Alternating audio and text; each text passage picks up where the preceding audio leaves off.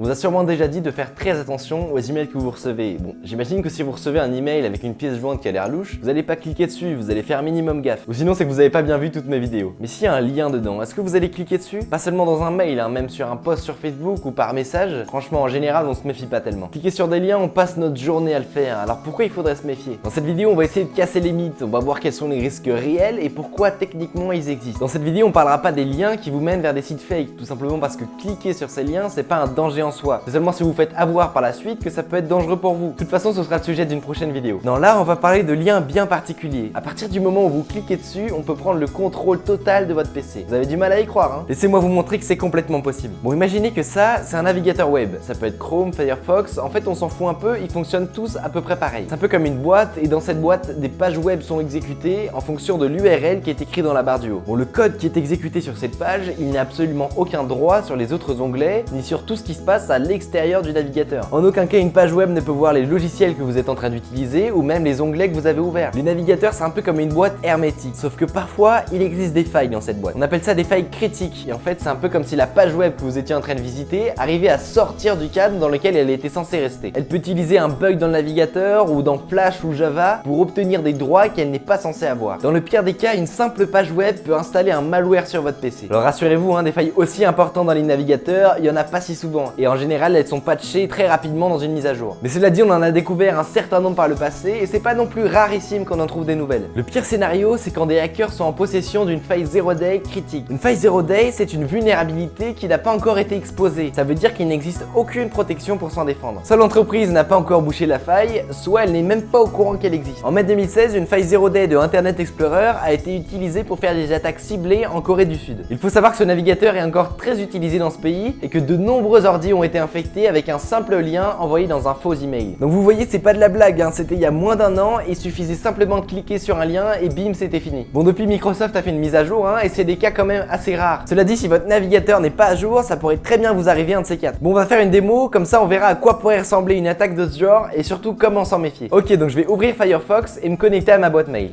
Et là j'en ai un nouveau, quelqu'un m'envoie un email avec un lien dedans. Bon, comme je me méfie pas, je vais cliquer dessus, on va le faire une première fois et après on va essayer de détailler un peu ce qui se passe. Bon, je vous préviens, on n'aura pas le temps de voir grand chose, hein, mais je clique.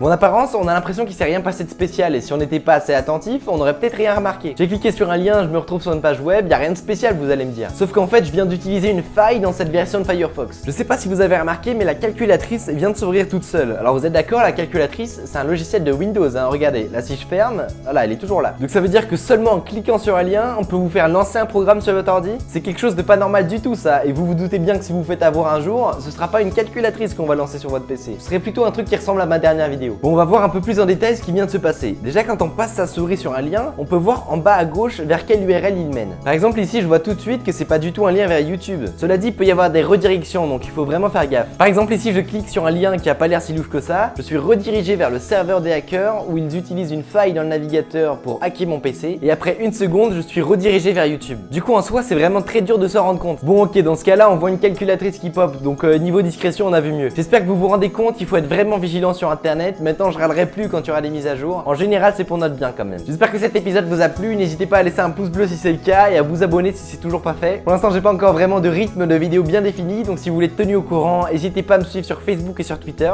C'était Micode, salut!